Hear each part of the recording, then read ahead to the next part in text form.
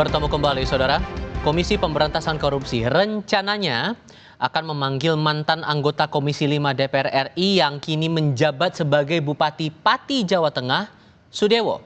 Pemanggilan terkait pengusutan kasus dugaan korupsi proyek jalur kereta api pada Direktorat Jenderal Perkeretaapian atau DJKA Kementerian Perhubungan.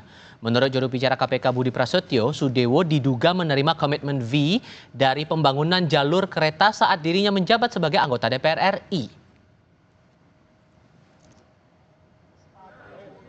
Kereta api masih terus berprogres ya.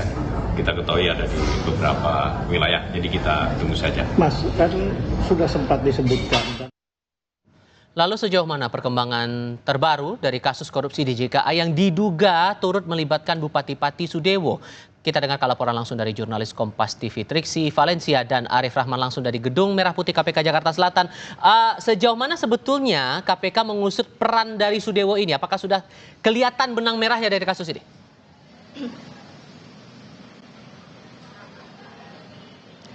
Iya, Tifal, tadi disampaikan oleh Deputi Penindakan dan Eksekusi KPK Asep Guntur, menarik sebenarnya mengapa kemudian Sudewo yang juga sebagai Bupati Pati saat ini pada saat waktu itu menjabat sebagai anggota Komisi 5 DPR RI tidak kunjung dipanggil ataupun juga ditetapkan sebagai tersangka lantaran sampai saat ini KPK masih mendalami peran dari Sudewo tersendiri.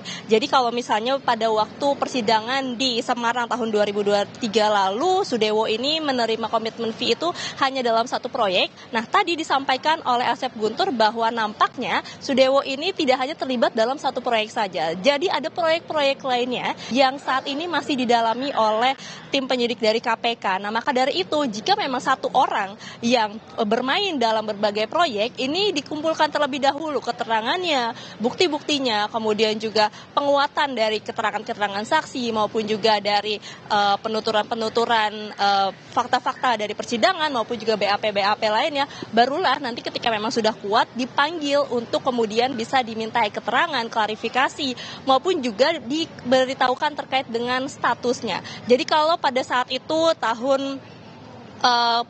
itu Sudewo dipanggil KPK, statusnya masih menjadi saksi, dimintai keterangan. Nah, sampai saat ini nampaknya KPK sedang mencari cara lain ataupun juga bukti-bukti lain untuk kemudian menguatkan terlebih dahulu nih, sebelum kemudian KPK ini memanggil Sudewo, menjadwalkan Sudewo untuk datang kembali ke KPK pada tahun 2025 dan memberikan klarifikasi ataupun juga menjawab pertanyaan-pertanyaan yang sudah dikumpulkan oleh penyidik KPK.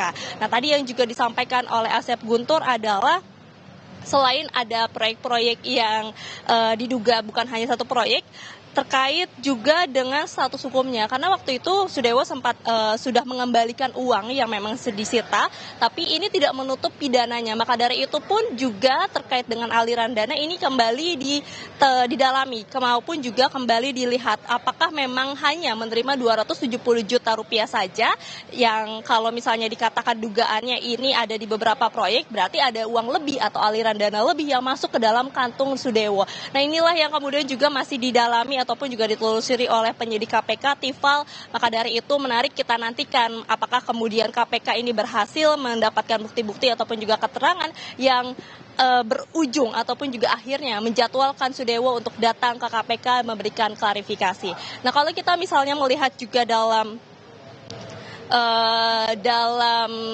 kasus DJKA ini kan memang beragam proyek-proyeknya ataupun juga ada banyak tersangka yang sudah ditetapkan. Nah, tapi kalau misalnya Sudewo ini kembali muncul, ini lantaran pengembangan dari salah satu tersangka yang kemarin ditetapkan oleh KPK pada tanggal 12 Agustus 2025, yakni bernama Renato, yakni pejabat pembuat komitmen pada Balai Teknik Perkeretaapian kelas 1 Bandung. Dari situlah kemudian KPK ini mengembangkan dan kembali menarik ataupun juga menyeret nama Sudewo yang kala itu menjadi anggota DPR RI Komisi 5. Nah, maka dari itu juga yang akan dikejar lagi adalah saksi-saksi maupun juga keterangan-keterangan dari pihak lainnya yang masih dibutuhkan oleh penyidik KPK untuk kemudian bisa memperkuat dari kasus-kasus DJKA. Jadi masih ada kemungkinan lainnya, Tifal, apakah akan ada tersangka baru, apakah ada saksi-saksi ataupun juga nama-nama yang nanti akan dipanggil oleh KPK untuk menjelaskan terkait dengan dugaan korupsi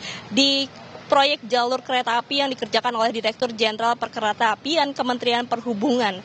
Nah, kita melihat juga pada saat itu nama Sudewo ini yang muncul dalam persidangan di Semarang begitu ya, disebutkan kan kalau Sudewo ini mendapatkan uang 270 juta rupiah itu dalam paket pekerjaan pembangunan jalur ganda kereta api antara Solo Balapan Kadipiro, Kalioso, KM 96 plus 400 sampai dengan KM 104 plus 900 bersama dengan 6 tersangka lainnya. Nah, maka dari itu proyek-proyek lainnya ini juga masih dinantikan ataupun juga masih ditelusuri, Tifal, apa saja yang kemudian berkaitan atau dimainkan oleh Sudewo yang juga uangnya kita akan pertanyakan lagi apakah melebihi dari 270 juta rupiah yang tertuang dalam putusan Pengadilan Tinggi Semarang dalam beberapa tersangka waktu itu. Tifal. Karena menariknya ini muncul setelah banyak demonstrasi yang muncul di Pati Jawa Tengah untuk menuntut Sudewo mundur dari jabatannya sebagai Bupati. Triksi, terima kasih.